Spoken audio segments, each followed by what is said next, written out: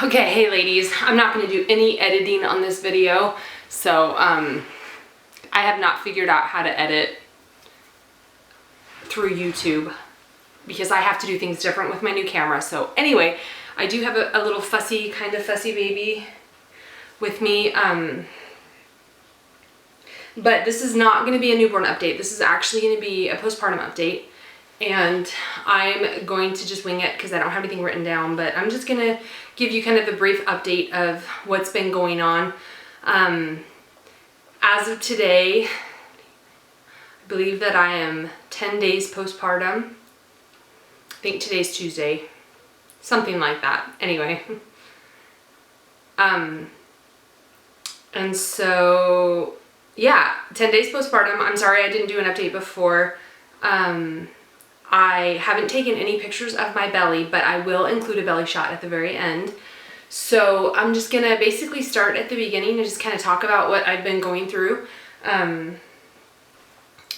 After she was born and I was in the birth center, and I was just kind of healing and recuperating before I went home, there was a lot of, you forget like how much you bleed after having a baby. And right after you have a baby, at least vaginally, I don't know about C-section, but there's a lot of blood and it's kind of just constantly gushing out of you, and every movement you make, you can kind of feel it like you're bleeding, which is totally normal. And every time the midwives have always said, oh, not a lot of blood, but I'm always like, I feel like there's tons of blood. And then finally when we went home, I wore one of my Depends diapers that just kind of help keep full coverage in that area, because there is just so much bleeding in that first. I would say the bleeding was pretty heavy in the first 24 hours at least. And so for the first 2 days I wore a Depends diaper. It was very helpful.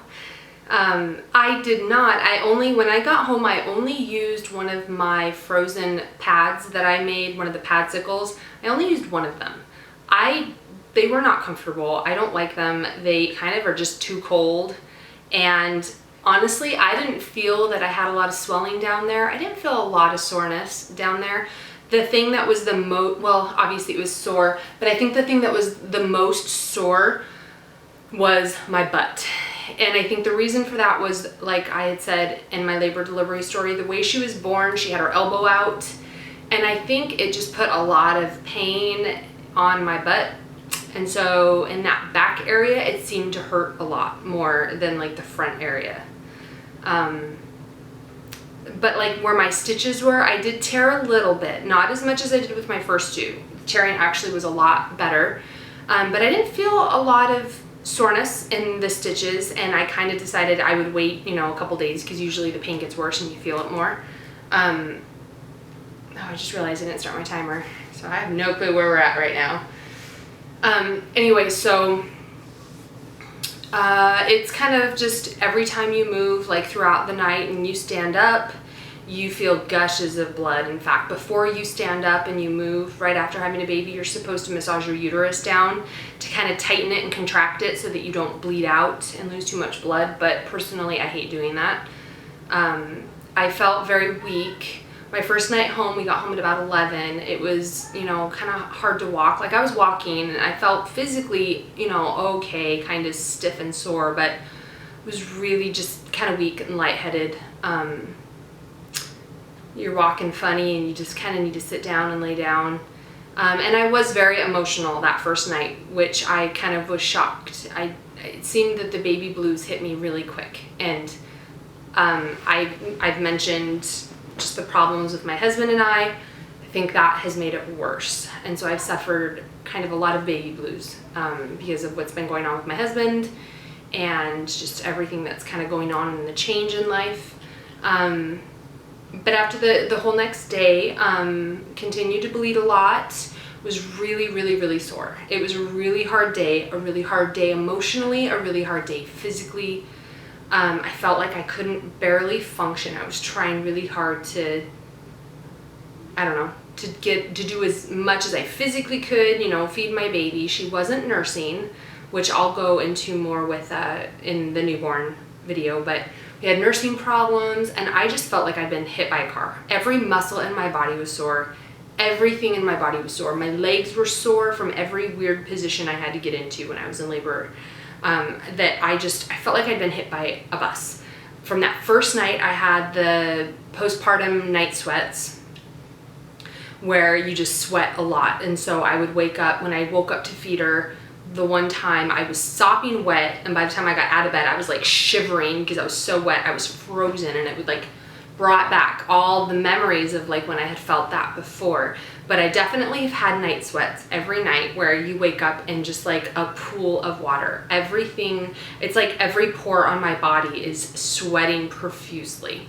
So waking up and taking a shower is very important. I was very excited to take a shower the next morning, but I was very sore that next day, very emotional. The second day as well, very emotional and very sore, struggling to feed her.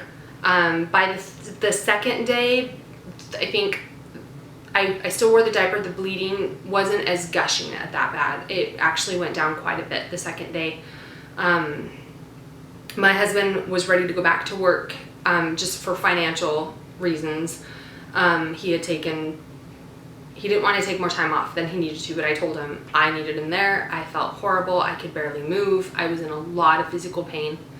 And I knew just trying to take care of my 2 girls and a baby and as much physical activity as that requires, I just knew I was not ready for it yet. So he took an extra 2 days off.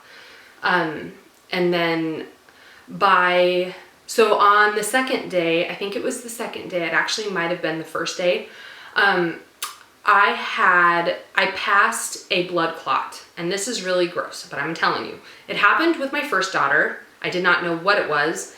It didn't happen with my second daughter, so that's kind of weird to me, but it happened again with this one. I was just up and about with doing my normal business around the house, whatever I was doing, and all of a sudden just felt a huge glob of something fall out of me. And I passed a blood clot. That was probably, and I'm not exaggerating, it was probably about this big in my underwear on my pad.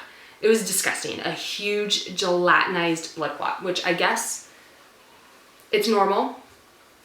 And that was the biggest one that I passed. I passed like, I think another one a couple hours later. That was really gross. That was just fun postpartum. Thought I'd throw that in there. My milk didn't come in, and my boobs, honestly, they have felt fine. I don't have a lot of problems with engorgement, nor do I have problems with leaking. And so the changes in my boobs haven't been too extreme. By day 3, I started to feel better. I started to feel a little happier. I started to feel a little more like myself, a little more like I had more energy. I was able to just kind of wear a pad at that point. Didn't feel like the bleeding was too extreme. And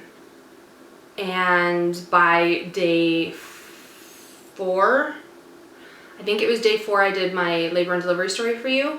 I started to feel pretty good. I could sit, I could move. I wasn't in too much pain. And from that point on, I shot up in energy super fast. I have felt great. Being as far along as I am now, being postpartum, I feel great. Like, I do get tired sometimes, but man, I feel like I have so much more energy. I'm not sore anymore. My butt feels close to normal. My body feels normal. My muscles aren't sore anymore. I feel like I have a lot more energy. It feels really good to not be pregnant. I am really enjoying not being pregnant, not having to load around a heavy body. I can definitely tell difference in my feet and my legs. I've lost a lot of swelling, like a lot of that puffy water weight. I can tell I've lost it, and probably a lot in the night sweats. Like when I look at my legs, they're not as puffy. They look smaller. My stomach has gone down pretty quickly. Honestly, I'm pretty happy with my stomach and what it has done. And let's see, I don't know what I weighed before I had her, but I would guess that I was weighing, according to the midwife scale, I think I got up to like 174, 175. And when I left, I was like I think I was like 162 or something like that. Basically, we figured out I'd lost 12 pounds. So whatever the numbers were, the midwife said, you lost about 12 pounds. And when I came home and weighed myself on my scale, which are kind of different numbers, that was what I had lost just after having the baby. Since then, so since being full-blown pregnant, the total weight that I have lost has been about, I would say 15 pounds is what I've lost.